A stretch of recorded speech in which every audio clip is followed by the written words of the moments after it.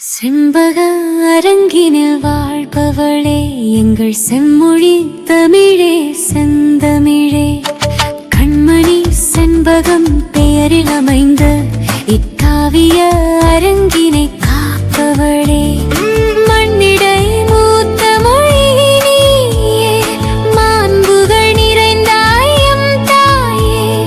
கண்ணென போற்றி மதிக்கின்றோம், உமை காலமேலாம் நெஞ்சில் துதிக்கின்றோம். செந்தமிழே செண்பகமே, செண்பகமே செந்தமிழே, செந்தமிழே, செந்தமிழே, செந்தமிழே. நல்லதோர் வீணை செய்தே அதை நலங்கடப் புழுதியில் எரிவதுண்டோ? சொல்லடி சிவசக்தி, என்னை சுடர்மிகும் அறிவுடன் படைத்து விட்டாய். வல்லமை தாராயோ இந்த மாநிலம் பயனுற வாழ்வதற்கே. சொல்லடி சிவசக்தி, நிலச்சுமையென வாழ்ந்திடப் புருகுவையோ. திருவரங்கம் ராசவேலர் செண்பகத் தமிழரங்கின் சார்பாக வள்ளுவர் வாய்மொழி மாண்பு என்கிற பொது தலைப்பிலே நாம் தொடர்ந்து உரையாற்றி கொண்டிருக்கிறோம். இதுவரை திருக்குறளிலே 128 அதிகாரங்களை நிறைவு செய்திருக்கிறோம். இன்னும் பார்க்க வேண்டிய அதிகாரங்கள் 5. அறத்துப்பாலை நிறைவு செய்து, பொருட்பாலை நிறைவு செய்து, காமத்துப்பாலை சொல்லிக் கொண்டிருக்கிறோம்.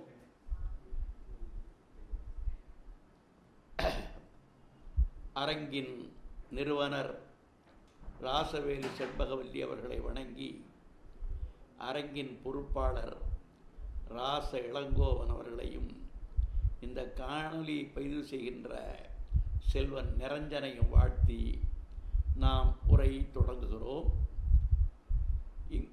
இதுவரை நாம் 128 அதிகாரங்களை நிறைவு செய்திருக்கிறோம். அதாவது அறத்துப்பாலிலே 38 அதிகாரங்கள், பொருட்பாலிலே 70 அதிகாரங்கள், காமத்துப்பாலிலே இதுவரை 20 அதிகாரங்களை நிறைவு செய்திருக்கிறோம். இன்னும் 5 அதிகாரங்களை நாம் பார்க்க வேண்டியிருக்கிறது. அதாவது 129வது அதிகாரம் புணர்ச்சி விதும்பல் என்பது. அதாவது தலைவன் தலைவியை பிரிந்திருக்கிறான், திரும்பவும் அவளை சந்திக்க வருகிறான், அவள் இருக்கிற இடத்துக்கு வந்து சேருகிறான். இப்போது 2 பேரும் ஒருவரை ஒருவர் தழுவிக்கொள்வதற்கு விரைகிறார்கள். ஆகையினாலே அவர்கள் பிரிந்திருந்த காரணத்தினாலே ஒருவரை ஒருவர் தழுவிக்கொள்ள வேண்டும் என்கிற ஆசை அவருடைய உள்ளத்திலே எழுகின்ற காரணத்தினாலே அந்த தழுவிக்கொள்ள வேண்டும் என்பதற்காக அவர்கள் விரைகிறார்கள். புணர்ச்சி விதும்பல். புணர்ச்சி என்றால் தழுவுதல், விதும்பல் என்றால் விரைதல். தழுவுவதற்கு விரைதல் தான் புணர்ச்சி விதும்பல். அதாவது தலைவன் தலைவியர் கூடுதற்கு விரைதல். தலைமகனும் தலைமகளும் புணர்ச்சி கண்ணே விரைதல். அதாவது விரைவாக தலைவனை தழுவ வேண்டும் என்று தலைவி விரும்புகிறாள், அதே போல தலைவியை தழுவ வேண்டும் என்று தலைவன் விரும்புகிறான். அதான் விதும்பல் என்றால் விரைதல். புணர்ச்சி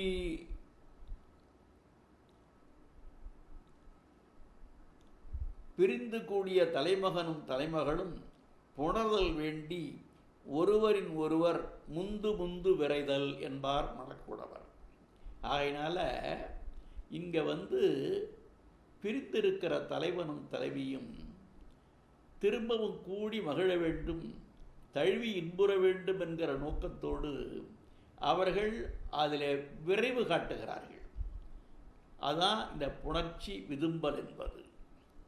அதில் முதல் குறட்பா உள்ள கழித்தலும் காண மகிழ்தலும் கள்ளுக்கில் காமத்துக்குண்டு. இந்த காமம் கள் என்று 2 பிரிக்கிறார்கள். கள் என்பது உண்டாரை மகிழ்விப்பது. கள்ளை அறிந்தனவர்கள் அப்படியே ஒரு மகிழ்ச்சியிலே திளைப்பார்கள். அதனால் இந்த கள்ளையும் காமத்தையும் இங்கே திருவள்ளுவர் ஒப்பிடுகிறார். காமம் என்பது ஒரு ஆண்மகன், அதாவது ஒரு தலைவன் தலைவி மீது கொண்டிருக்கிற விருப்பம். அதே போல தலைவி தலைவன் மீது கொண்டிருக்கிற விருப்பம், அதுதான் காமம். இதில் சொல்லுகிறார் திருவள்ளுவர், ரெண்டும் மகிழ்ச்சியை தருது தான். கள்ளும் மகிழ்ச்சி தருகிறது, காமமும் மகிழ்ச்சி தருகிறது. ஆனால் கள் எப்போது மகிழ்ச்சி தருகிறது என்றால் உண்ட பிறகு மகிழ்ச்சி தருகிறது. ஆனால் காமம் அப்படியல்ல, நினைத்தாலே மகிழ்ச்சி தருகிறது, கண்டால் மகிழ்ச்சி ஏற்படுகிறது. ஆகையினாலே கள்ளுக்கு இல்லாத பெருமை, கள்ளுக்கு இல்லாத சிறப்பு காமத்துக்கு உண்டு என்பதை இந்த குறட்பாவிலே வள்ளுவர் சொல்கிறார். உள்ள கழித்தலும் காண மகிழ்தலும் கள்ளுக்கு இல்லை, காமத்திற்கு உண்டு. அதாவது நினைந்த அளவிலே பருகியது போல மகிழ்வு உண்டாதலும். நினைச்ச உடனே ஒரு மகிழ்ச்சி, தன்னுடைய காதலியை நினைத்த உடனேயே அவனுடைய உள்ளத்திலே ஒரு மகிழ்ச்சி ஏற்படுகிறது. கண்ட அளவிலே இன்பத்தில் திளைத்தலும், பார்த்த உடனே இன்னும் மகிழ்ச்சி கூடுது. நினைத்தாலே மகிழ்ச்சி, கண்டால் இன்னும் அதிகமான மகிழ்ச்சி. கள்ளுக்கு இது கள்ளுக்கு கிடையாது. கள்ளை பார்த்த உடனே யாரும் மகிழ்ச்சி அடைய மாட்டான், நினைச்ச உடனே யாரும் மகிழ்ச்சி அடைய மாட்டான். அருந்தினால்தான் அந்த கள்ளை அவனுக்கு மகிழ்ச்சி ஏற்படும், கிளுகிழுப்பு ஏற்படும், மயக்கம் ஏற்படும், அவன் தன்னை மறப்பான். அப்படி இருக்கிற போது ஒரு விதமான மிதப்பது போல ஒரு உணர்ச்சி அவனுக்கு ஏற்படும். அதிலே அவன் ஒரு விதமான இன்பத்தை அடைவான். அது கழித்தல். அதாவது திருவள்ளுவர் சொல்கிற கள்ளுண்பதான் கழித்தல்பாரு. கணித்தானை காரணம் காட்டுதல் கீழீர் குளித்தானை தீர்த்துரியற்றும்பாரு. அதாவது கள்ளு குடித்தவனை போய், அப்பா இது உனக்கு உடம்புக்கு கெடுதல், நீ இதை கள்ளை அருந்தினால் உன்னை பெரியவர்கள் சான்றோர்கள் மதிக்க மாட்டார்கள் என்றெல்லாம் போய் நம்ம சொன்னால் கூட அதை அவன் கேட்க மாட்டான். அதற்கு ஒரு உதாரணம் சொல்லுகிறார் வள்ளுவர். தண்ணிக்குள்ளே மூழ்கினவனை எப்படி விளக்கை வைத்து கொண்டு தேடினால் அவனை கண்டுபிடிக்க முடியாதோ, அதுபோல கள்ளருந்தி இருக்கிறவனை அறிவுரை சொல்லி திருத்த முடியாது. கழித்தானை காரணம் காட்டுதல் கீழ்நீர் குளித்தானை தீத்துரியற்றென்றால் தீயை வைத்து கொண்டு தேடியது போலங்கிறாரு. தீயை கொண்டு போய் தண்ணிக்குள்ளே வைக்க முடியுமா? தண்ணிக்குள்ளே வச்சாலே அணைஞ்சு போயிடும். ஆக அது மாதிரி இங்கே கள் என்பது மயக்கத்தை தருவது, உண்ணுகிறவர்களுக்கு மகிழ்ச்சியை தருவது. ஆனால் காமம் என்பது நினைத்தாலும் மகிழ்ச்சி, கண்டாலும் மகிழ்ச்சி. ஆகையினாலே கள்ளுக்கு இல்லாத சிறப்பு காமத்துக்கு உண்டு என்பதை இந்த குறட்பாவிலே வள்ளுவர் சொல்கிறார். கள்ளின் களிப்பிலும் காபத்தினால் எய்தும் மகிழ்ச்சியே சிறப்புடைத்தாம். ஆகையினால இதே போல இன்னொரு குறள் இருக்கிறது வேறு இடத்துல. உண்டார்கள் நல்லது அடுநரா காமம்போல் கண்டார் மகிழ் செய்தலில். அதாவது கண்டாருக்கு மகிழச் செய்வது காமம், ஆனால் உண்டால்தான் மகிழ்ச்சியை தரக்கூடியது கள் என்கிற கருத்தை வள்ளுவர் இங்கே சொல்கிறார். நினைத்த அளவில் களிப்பு உண்டாதலும் காணும் அளவில் மகிழ்வுண்டாதலும் கள்ளுக்கு இல்லை, காமத்திற்கு உண்டு. இதுதான் இந்த முதற் குறட்பாம். அதாவது உள்ள கழித்தலும் காண மகிழ்தலும் கள்ளுக்கு இல், காமத்திற்கு உண்டு. அடுத்த குறள்ல என்ன சொல்றாரு? தலைவருக்கு ஆசை வந்தால், ஒருவரை ஒருவர் தழுவிக்கொள்ள வேண்டும் என்கிற ஒரு எண்ணம் ஏற்படுகிற போது ஊடல் கொள்ளக்கூடாதுங்கிறார். ஊடுவது என்பது ஒரு சிறு பிணக்கு, அந்த பிணக்கு அங்கே இருக்கக்கூடாதுங்கிறார். அதற்கு ஒரு உதை சொல்கிறாரு. திணை பனைங்கிறாரு. திணை என்பது மிகச்சிறியது, பனை என்பது அளவில் பெரிய பனை மரம். திணை சின்னது, பனை பெரியது. அதை சொல்கிறார். இந்த திணை பனையை வேறு இடத்துல கூட வள்ளுவர் பயன்படுத்துகிறார். ஆனால் என்ன சொல்கிறாரு? திணைத்துணையாம் நன்றி செய்யினும் பனைத்துணையா கொள்வர் பயன்தறிவார். கொஞ்சம் சின்ன நன்மை செஞ்சால் கூட நல்லவர்கள், சான்றோர்கள் அதை பெரிய நன்மை செய்தாக எடுத்துக்கொள்வார்களாம். திணைத்துணையாம் நன்றி செய்யினும் பனைத்துணையா கொள்வர் பயன்தறிவார். அதே மாதிரி இன்னொரு குறளில் திணைத்துணையாம் குற்றம் வரினும் பனைத்துணையா கொள்வர் பழி நாணுவார். பழிக்கு நாணுகிறவன் என்ன பண்ணுவானா, சின்ன குற்றம் செஞ்சிட்டா கூட அது பெரிய குற்றமாக கருதி நாணமடைவான். அது மாதிரி திணை பனை அங்கு பயன்படுத்தின மாதிரி இந்த குறளிலேயும் பயன்படுத்துகிறார். திணைத்துணையும் ஊடாமை வேண்டும். பனைத்துணையும் காமம் நிறையவரின். பனையளவு காமம் உள்ளத்தில் ஏற்பட்டால், பனையளவு உள்ளத்திலே விருப்பம் ஏற்பட்டால், மிக அதிகமான விருப்பம் தலைவனுக்கோ தலைவிக்கோ ஏற்படுகிற போது அங்கே ஊடலுக்கு வேலை இல்லை, அங்கே பிணக்குக்கு வேலை இல்லை. பிணக்கை ஒத்தி வைத்துவிட, தள்ளி வைத்து விட வேண்டும் என்று பேசுகிறார் திருவள்ளுவர். ஆகையினால ஆசை வருகிற போது அதை தழுவி இன்பத்தை தூய்க்க வேண்டுமே தவிர அந்த இடத்திலே ஊடல் கொள்ளுவது என்பது சிறப்பானதல்ல, பயனற்றது என்பதை இந்த குறட்பாவிலே சொல்லுகிறார். திணைத்துணையும் ஊடாமை வேண்டும், பனைத்துணையும் காமம் நிறையவரின். பனையளவு மிகுவதாகிய காமம் மிகுதியும் வருமானால் தலைவன் தலைவியர் திணைத்துணையும் ஊடாமை வேண்டும். திணையளவு சிறிய அளவேனும் ஊடுதல் கூடாது. அதான் இந்த பனையளவாக பெருக்கெடுக்கும் காம வேட்கை பொழுதில் திணையளவு குறுகிய காலமும் ஊடல் கொள்ளாது கலத்தல் வேண்டும் என்று பேசுகிறார். 3வது குறட்பாவில் பேணாது பெட்பவே செய்யினும் கொண்கனை காணாது அமையல கண். கொண்கன் என்கிற சொல்லுக்கு கணவன் பொருள்.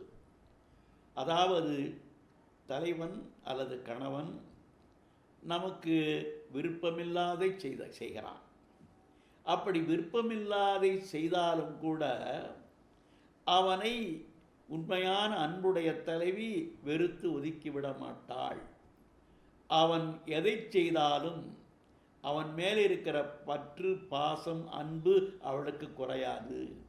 இன்னும் இந்த கருத்தை வள்ளுவர் இங்கே சொல்கிறாரு. பேணாது பெட்பவே செய்யினும், அவனை பார்க்காம இந்த கண் இருக்காது. அவன் நமக்கு விருப்பமல்லாதவற்றை செய்தாலும், நம்மை அவன் பிரிந்து போனாலும் இந்த கண்கள் அவனை காணாமல் இருக்க இயலாது. இந்த கண்கள் அவனை காண வேண்டும் என்கிற விருப்பத்தை எப்போதும் கொண்டிருக்கும் என்று பேசுகிறார். பேணாது, நம்மை பற்றி கருதுதலே இல்லாமல், அதாவது நம்மளை பற்றி நினைக்காமையே அவன் நமக்கு பிடிக்காத செய்கிறான். அவன் என்ன செய்கிறான்? பொருளீட்ட வேண்டும் என்று பிரிந்து போகிறான். அல்லது காமக்கடத்தி பரத்தை நாடி செல்லுவான். திருவள்ளுவர் இதை பெரும்பாலும் தவிர்க்கிறார். பரத்தை நாடி பிரிந்து சென்றான் தலைவன் என்பதை வள்ளுவர் தவிர்க்கிறார். ஏனென்றால் அவர் வரவின் மகளிர் என்று அதிகாரம் செய்தவர். ஒரு தலைவன், ஒரு கணவன் அல்லது ஒரு ஆடவன் பொருட்பெண்டை நாடி செல்லக்கூடாது என்பதை வலியுறுத்தியவர் வள்ளுவர்.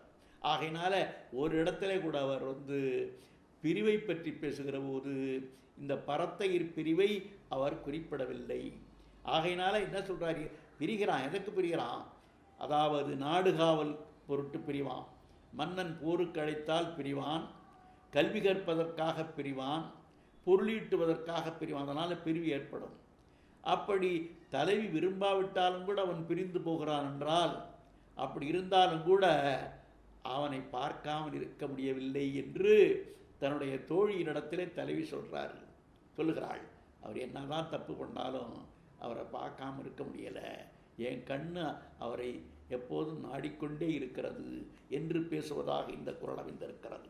பேணாது பெட்பவே செய்யணும் கொண்கனை காணாது அமையல கண். கொண்கன் என்றால் கணவன்.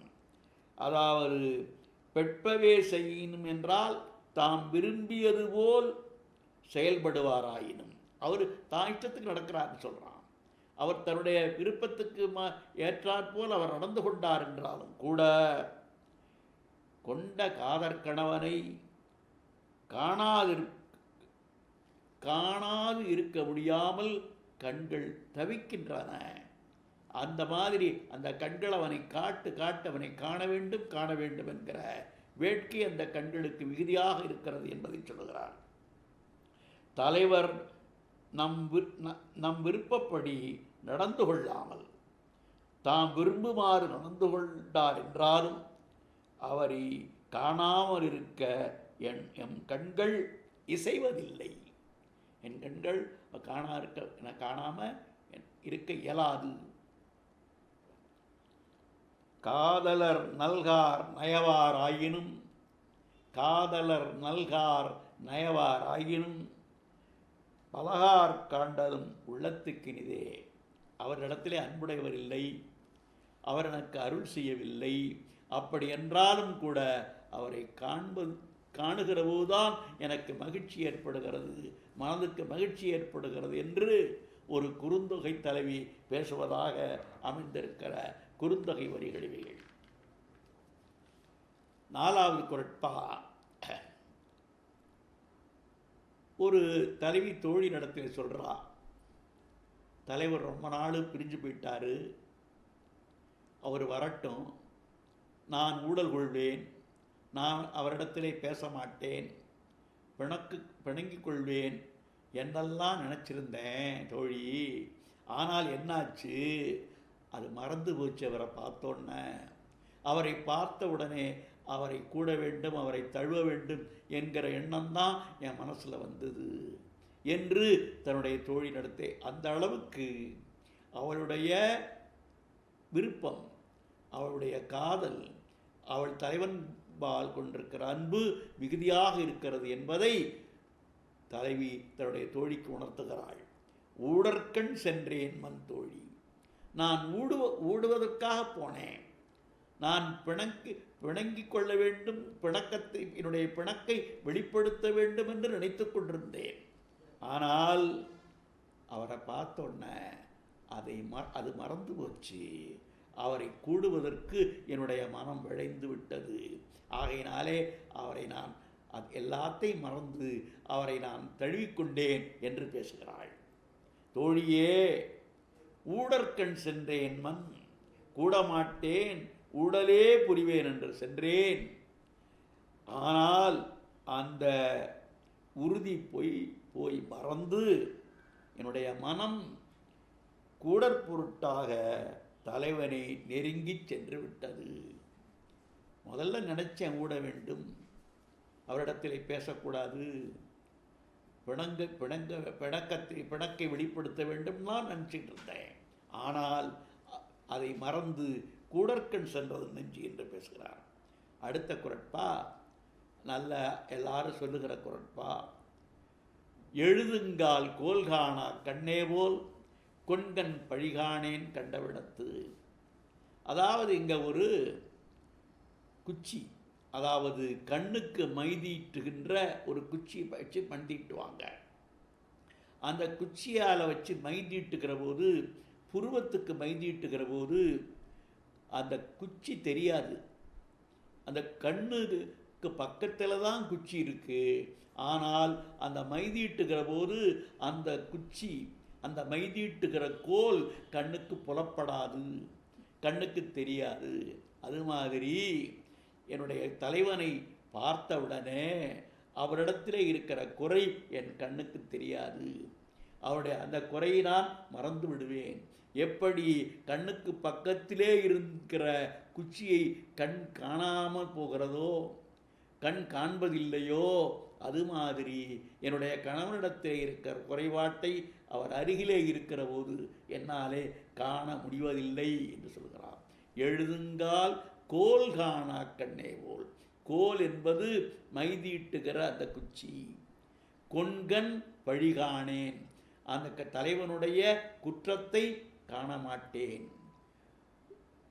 கண்டவிடத்து, பார்த்த உடனே அந்த அவரிடத்தில் இருக்கிற குற்றமெல்லாம் மறைந்து போய்விடும். அவர் குற்றமற்றவராக எனக்கு காட்சியளிப்பார் என்று பேசுகிறாள். எழுதுகோலை காணுங்கால் இல்லாமல் போகிற கண்ணை போல, எழுதுகோலை காணுதல் இல்லாமல் போகிற கண்ணை போல என் கணவன் செய்த பழிகாணேன் கண்டவிடத்து. அவரை கண்டபோது அவர் குற்றத்தை காணேன். அவர் குற்றம் எனக்கு புலப்படுவதில்லை, அவர் குற்றம் எனக்கு தெரிவதில்லை என்று பேசுகிறாள். கண்ணுக்கு மைதீட்டும் பொழுது அக்கண்மை எழுதும் கோலை காணாதிருத்தல் போல தலைவனை நேரில் காணும் பொழுது அவன் செய்யும் தவறுகள் தெரிவதில்லை என்று பேசுகிறாள். 6வது குறட்பா. காணுங்கால் காணேன் தவறாய, காணாக்கால் காணேன் தவறல்லவை. என்ன சொல்றா? அவர் பார்க்குற போது அவருடைய குற்றமெல்லாம் எனக்கு தெரியறதே இல்லை. ஆனால் அவர் இல்லாத போது அவருடைய நன்மையே தெரியறதில்லை, குற்றம்தான் தெரியுது. பக்கத்தில் இருக்கிற போது அவருடைய குற்றம் எனக்கு, அவருடைய தப்பு எனக்கு தெரியறதில்லை. அவர் இல்லாத போது அவருடைய நல்ல குணங்கள் எனக்கு தெரியறதில்லை, தப்பு தான் தெரியுது என்கிற கருத்தை இந்த குறட்பா சொல்கிறது. காணுங்கால் காணேன் தவறாய, அவரை நேராக பார்க்குற போது அவரிடத்தில் இருக்கிற குறையை நான் காணேன்.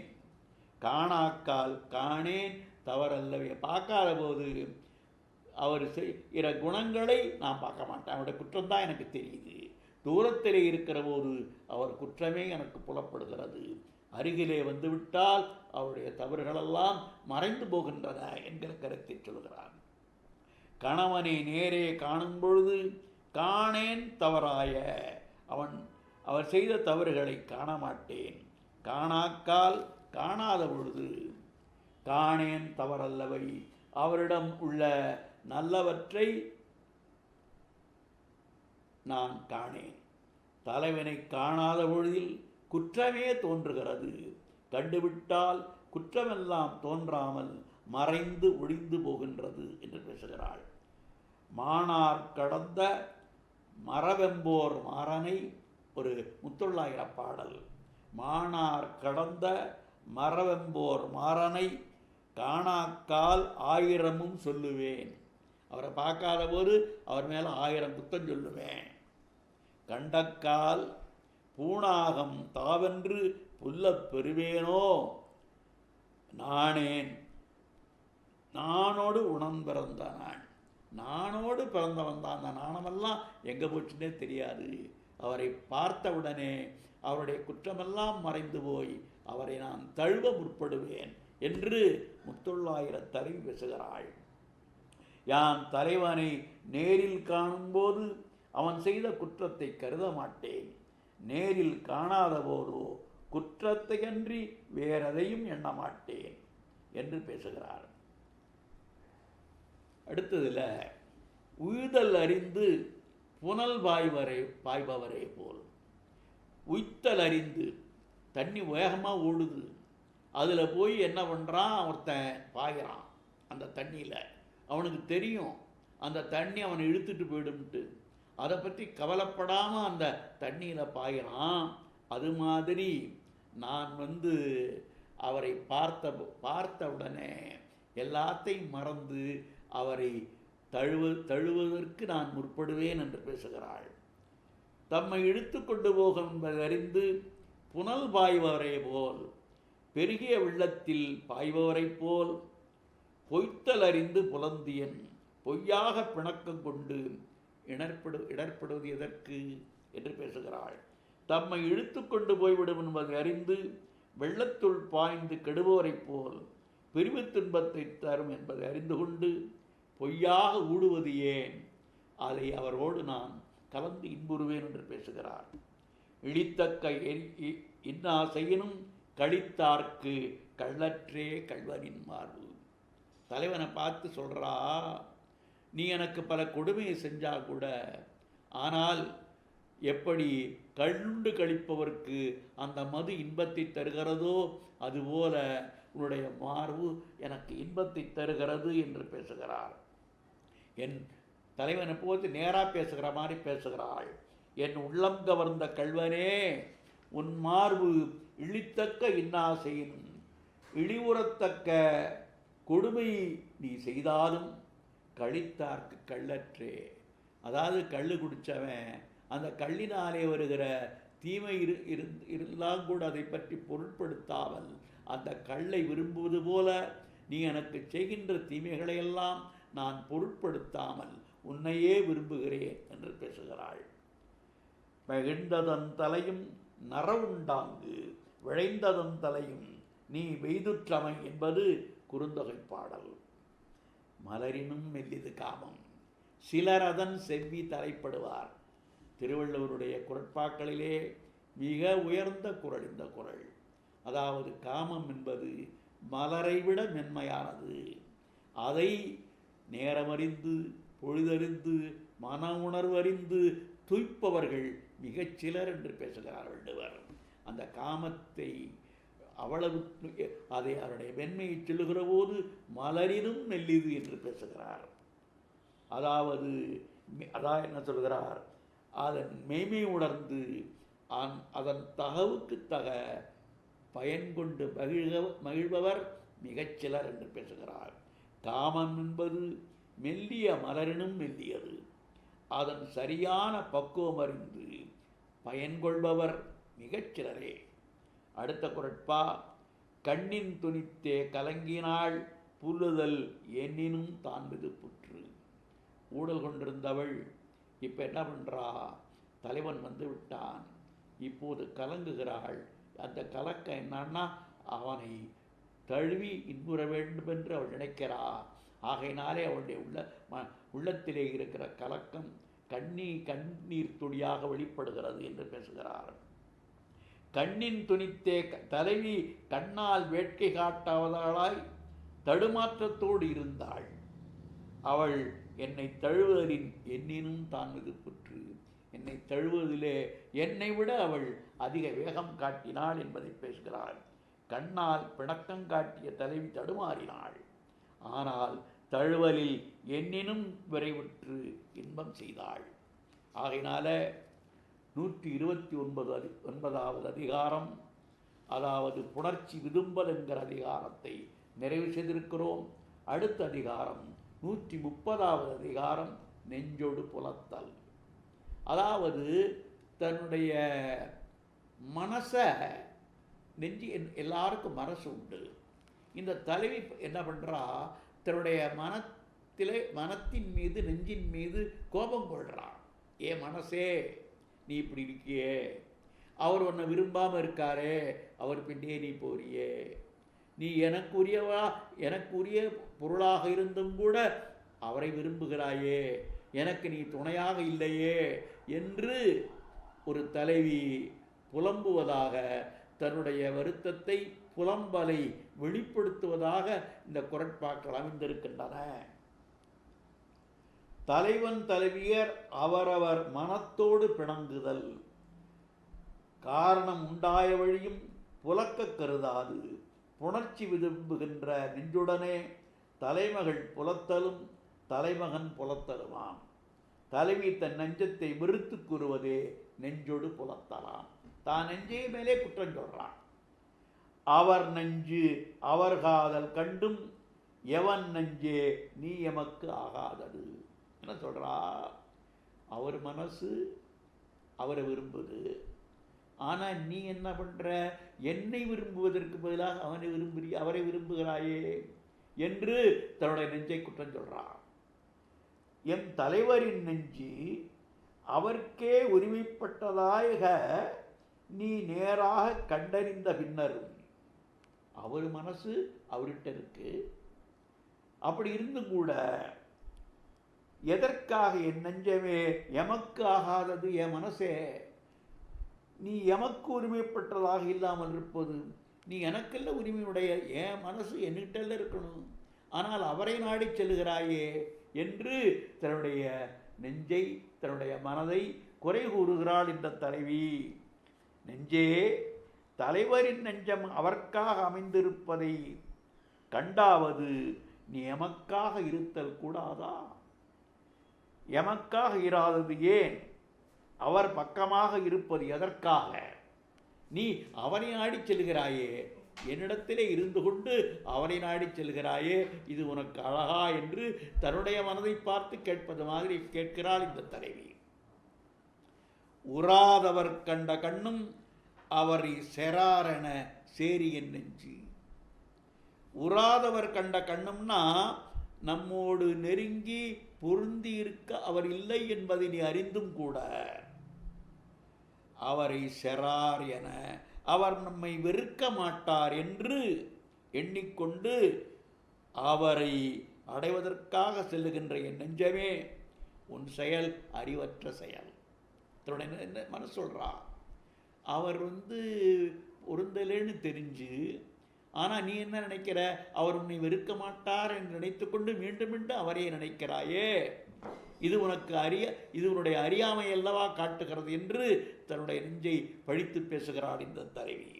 நெஞ்சே, நம்மோடு பொருந்தால் தலைவர் என்பதை நீ நன்றாக கண்ட பின்னரும் அவர் வெறுக்க மாட்டார் என்று அவரை விரும்பி செல்வது எதற்காக என்று கேட்கிறாள். 3வது குறட்பாவில் கெட்டார்க்கு நட்டாரில் என்பதோ நெஞ்சேரி பெட்டாங்கு அவர் வின்செலல். கெட்டவங்களுக்கு யாருக்குமே உதவியாக இருக்க மாட்டாங்க என்று ஒரு வாசகம் உண்டு. அதனால தான் நான் இப்போ தலைவனை பிரிந்து துன்பத்தில் இருக்கிறேன். ஆகையினால நீ என்னோடு இல்லாமல் அவரை நாடி சென்று விடுகிறாய். அந்த பழமொழி தான் எனக்கு ஞாபகம் வருது. கெட்டவர்க்கு யாரும் துணையாக இருக்க மாட்டார்கள் என்பதற்கு எடுத்துக்காட்டாக நீ இருக்கிறா. நான் சோகத்திலே இருக்கிறேன், நான் துன்பத்திலே இருக்கிறேன், ஆனால் நீ அவரை நாடி செல்கிறாய் என்று பேசுகிறார். கெட்டார்க்கு நட்புடையவராக இருப்பவர் இல்லை என்று உலக வழக்கு உள்ளதால்தானோ நெஞ்சே நீ, என்னுரிமை நெஞ்சே நீ விரும்பியவாறு அவர்வால் செல்கிறாய். நீ என்னோடு இருக்க வேண்டிய நீ, நான் கெட்டுப்போய் விட்டேன், நான் துன்பத்தில் இருக்கிறேன், என்னுடைய தலைவர் என்னோடு இல்லை, ஆகையினாலே நீ என்ன பண்ணுற, என்னை விட்டுட்டு போகிற என்று மாதிரி பேசுகிறாள். நம்மை விட்டு சென்ற தலைவரை விரும்பி நீ அவர் பின் செல்வது கெட்டுப்போனவர்க்கு நட்பாக இருப்பார் கிளர் என்னும் வழக்கத்தை உறுதிப்படுத்துவதற்காகவோ என்று பேசுகிறாள். இனி என்ன நின்னோடு சூழ்வார் யார் நெஞ்சே, துணி செய்து துவாய்கான் மற்று. நெஞ்சே, என் நெஞ்சமே, துணி செய்து தலைவர் வருங்கால் சிறிதேனும் ஊடுதல் செய்து அதன்பின் துவாய்கான் அவரை கலத்தல் இல்லாமல், இனி என்ன நின்னோடு இனிமையாக கலந்து விடும் உன்னோடு சூழ்வார் யார், பற்றி கிடந்து பரிவு காட்ட வருவோர் யார். கொஞ்சம் கூட அவர் பிரிந்து சென்றிருக்கிறார், வந்திருக்கிறார், அவரிடத்திலே கொஞ்சம் கூட பிணக்கு காட்டாமல் அவரை நீ நாடி செல்கிறாயே மனமே, உன்னோடு எப்படி நான் உறவு கொள்ள முடியும் என்று தன் மனதையே அவள் வெறுத்து பேசுகிறாள். தலைவரை காணும்போது சிறிதேனும் ஊடல் கொண்டு கூடாமல் எளிதில் கூடிவிடுவதால் உன்னை மதித்து கூடுதலை நீயே இழந்து விட்டாய்.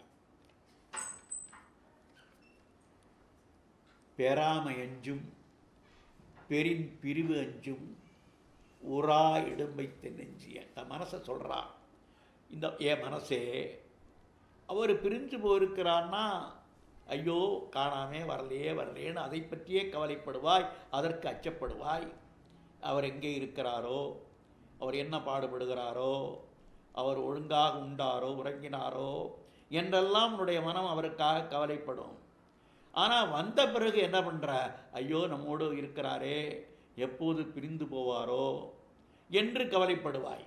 வெளியில் தூரத்தில் இருந்தாலும் கவலைப்படுற, பக்கத்தில் சேர்ந்து விட்டாலும் கவலைப்படுகிறாயே. இதுதான் உன்னுடைய தன்மையான்னு கேட்குறா. நீங்காத தொல்லை உடையதாக இருக்கக்கூடிய என்னுடைய நெஞ்சே, தலைவன் வரப்பெறாத போது வரவில்லை என்று ஓயாமல் ஒழியாமல் கவலைப்படுகிறாய். பெரின் வரப்பெற்றால் பிரிந்து விடுவாரோ என்று அஞ்சுகிறாய். இப்படி எப்போதும் உன்னுடைய நெஞ்சத்திலே அச்சமே குடிகொண்டிருக்கிறது என்று பேசுகிறாள். பிரிந்தபோது அவர் வரும் வரை அஞ்சுதல் இயல்பானதே. வந்த பின்னர் அவர் எப்போது பிரிவாரோ என்ற எண்ணத்தோடு இருந்தால் எப்போதுதான் நிம்மதி கிட்டும். உனக்கு எப்போதுமே நிம்மதி இல்லையே. அவர் பிரிந்தாலும் கவலைப்படுகிறாய், அவர் வந்த பிறகும் வந்தாலும் கவலைப்படுகிறார். ஐயோ வரவில்லை என்று கவலைப்படுகிறாய். முதல்ல வந்து விட்டது என்ன நினைக்கிறார்? ஐயோ பிரிந்து போவாரோ என்று கவலைப்படுகிறார். இதுதான் உன்னுடைய பழக்கமாக ஆகிவிட்டதே என்று தன்னுடைய நெஞ்சை பார்த்து பேசுகிறாள். என் வயிறே உன்னோடு வாழ்தல் அரிது என்று அவ்வை பிராட்டி சொன்ன மாதிரி இடும்பை கூர் என் வயிறே, அதாவது ஒரு நாளைக்கு ஒழி என்றால் ஒழியாய், இரு நாளைக்கு ஏலென்றால் ஏலாய், இடும்பை கூர் என் வயிறே உன்னோடு வாழ்தல் அரிது என்று பாடின மாதிரி இங்கே இந்த தலைவி சொல்கிறாள், ஏ நெஞ்சே உன்னோடு வாழ்தல் அரிது. தனியே இருந்து நினைத்தற்கால் என்னை திரிய இருந்தது நெஞ்சு. நான் தனியாக இருக்கேன், அவர் நினச்சிக்கிட்டு இருக்கேன். அப்போ என்ன பண்ணுது? என்னை தின்னுவது போல என்னை துன்புறுத்துகிறது நெஞ்சு. எனக்கு நிம்மதியை தராமல் எனக்கு மேலும் மேலும் இந்த நெஞ்சு துன்பத்தையே தருகிறது என்று அவரை நினைத்து கொண்டு இருக்கும் சமயத்தில் நினைக்க விடாமல் என்னை தின்னுமாறு இருப்பதாயிற்று என் நெஞ்சம் என்று பேசுகிறாள். உள்ளக்கழித்தல் இலவு, ஆனால் அதற்கு இடம் கொடாமல் என்னை தின்னுகிறது. அதுக்கு ஒரு பாட்டு இளங்குமரனார் சொல்றாரு, தனியே இருந்து நினைத்தக்கால் தலைவர் நெஞ்சில் வருவாரே, இனிய மொழிகள் பகர்வாரே, இன்பம் பெற்ற பேராக கனியின் சுவையும் சுவைப்பாகும் கலந்த இன்னும் வருமென்னின் தனியே நெஞ்சம் தின்னுதலால் தவிப்பேன் இன்பம் பெறவறியேன் என்று இந்த குறளை வைத்துக்கொண்டு ஐயா முதுமுனைவர் இளங்குமரனார் ஒரு கவிதை சொல்லியிருக்கிறார். யான் என் தலைவரை பிரிந்து தனித்து இருந்து நினைத்தேன் இன்புறலாம் எண்ணின் என் நெஞ்சம் என்னை அரித்து தின்பதற்கென்றே உள்ளதே, என் செய்வேன். நானும் மறந்தேன் அவர் மறக்கலாற்றாயன், அவர் மறக்கல்லாயன் மானா மடநெஞ்சில் பட்டு. அவரை மறக்க முடியாத என்னுடைய நெஞ்சத்தினாலே அதை பற்றியே நினைத்து நினைத்து என்னுடைய நாணத்தையும் நான் மறந்துவிட்டேன் என்று பேசுகிறார். நம்மை மறந்தவரை மறத்தற்கு இயலாத என் பெருமையற்ற பேதை நெஞ்சிற்கு நான் அடிமைப்பட்டு போய்விட்டதால் நானும் மறந்தேன் என்றும் மறத்தற்கு கூடாத பெண்ணைக்குரிய பண்பாகிய நாணத்தையும் மறந்துவிட்டேன். அவர் நினைச்சு நினைச்சு என்னுடைய நாணமும் என்னை விட்டு போய்விட்டது என்று பேசுகிறார். நெஞ்சம் என்னை நீங்கியவர் நெஞ்சோடாடி நிற்பதுவாம், வஞ்சம் செய்யும் கொடுமையினால் வரிந்து மெலிந்து பயமிழந்து கெஞ்சியவரை வேண்டுவதோ கெட்டேன் என்றும் விட்டவுண்ணா தஞ்ச நானும் போயொழிய தவிப்பேன் பெண்மை சிறப்படைந்தேன். தலைவரை மறக்க முடியாத தகுதியற்ற அறிவில்லாத என் நெஞ்சத்தில் சிக்கி என்றும் விடக்கூடாத நாணத்தையும் விட்டொழித்தேன். அடுத்தது, எள்ளின் இழிவாமென்று எண்ணி அவர் தரம் உள்ளும் இருக்காத நெஞ்சி. அவரை இகழ்ந்துரைத்தா அது இகழ்ச்சி என்பது ரொம்ப மோசம். அதனால் என்ன செய்கிறேன்? அவர் தரம் அவருடைய சிறப்புகளை அவ்வப்போது நினைத்துக் கொள்கிறேன் என்று பேசுகிறாள். ஈருடல் ஓருயிராக ஒன்றுபட்ட காதல் நெஞ்சம் பழிப்பது இழிவானது என்று நினைந்து அவர் என்பால் காட்டிய அன்பை நினைந்து மகிழ்கின்றது. உயிரொத்த காதல் கொண்ட நெஞ்சு தலைவரை இகழின் தனக்கு இழிவாம் என்று எண்ணி அவரது பெருமைகளை நினைந்து அமைதி உறுகிறது என்று பேசுகிறார். துன்பத்திற்கு யாரே துணையாவார்? தாமுடைய நெஞ்சம் துணையல் வழி. நம்முடைய நெஞ்சமே நமக்கு துணையாக இல்லாதபோது யார் துணையாக வர முடியும் என்று பேசுகிறாள். நெஞ்சத்தை பற்றி தன்னுடைய மனசு மேலே அவளே ஒரு இரக்கம் கொள்வது மாத்திரமல்ல, ஒரு வெறுப்பு கொள்ளுகிறாள். தம் உயிரை உடைமையாகிய தம் நெஞ்சம் தமக்கு துணையாக அல்லாமல் போகுமிடத்து தாம் அடைகின்ற துன்பத்திற்கு வேறு எவரே துணையாக வருவார். இன்பப் பொழுதில் எண்ணற்றோர் இணைந்து கூடி மகிழ்வாரே. இன்பம் தேயும் குறிகாணின் எளிதில் மறைந்து போயிருப்பார். துன்பம் வருங்கால் எங்கிருந்தோ துணையாய் வந்து நிற்பாரேல் அன்பு பெருக்கா அவரன்றே அறிய வாய்ப்பாம் நற்பேரே. துன்பப் பொழுதில் நீங்காத துணையாயிருக்க வேண்டிய நம்முடைய நெஞ்சமே தமக்கு துணையாக இராத போது வேறு துணையாக எவரே இருப்பார். 10வது குறட்பா. தஞ்சம் தமரல்லர் ஏதிலார் தாமுடைய நெஞ்சம் தமரல் வழி. நம்முடைய நெஞ்சம் நமக்கு உரியது. அதே நமக்கு துணையாக இருக்கிற போது மற்றவர்கள் துணையாக இருப்பார்கள் என்று எப்படி எதிர்பார்க்க முடியும் என்று பேசுகிறார். தமக்கு உறவாக இல்லாத விடத்து தமக்கு அயலாக இருப்பார். தஞ்சம் தமரல்லர், எளிமையாக தம்மவராக இருக்க மாட்டார். தஞ்சக்கிழவி எளிமை பொருட்டே. தம் நெஞ்சமே தம் உறவாக இல்லாத நிலையில் துணையாய் வாய்த்தும் பிரிந்து வருத்தும் துணைவர் உறவாவாரோ ஆகார். ஆகையினால இப்படி என்ன சொல்கிறார்? அதாவது நம்முடைய நெஞ்சமே நமக்கு துணையாக இல்லாத போது மற்றவரை நாம் எப்படி துணையாக எண்ணி மகிழ முடியும் என்று பேசுகிறாள். ஆகையினாலே இந்த அதாவது நெஞ்சொடு புலத்தல் என்பது இந்த அதிகாரம், அதாவது 130வது அதிகாரம். புணர்ச்சி விதும்பல் 129வது அதிகாரம். நெஞ்சொடு புலத்தல் 130வது அதிகாரம். 2 அதிகாரங்களையும் நாம் இப்போது நிறைவு செய்திருக்கிறோம். நன்றி, வணக்கம்.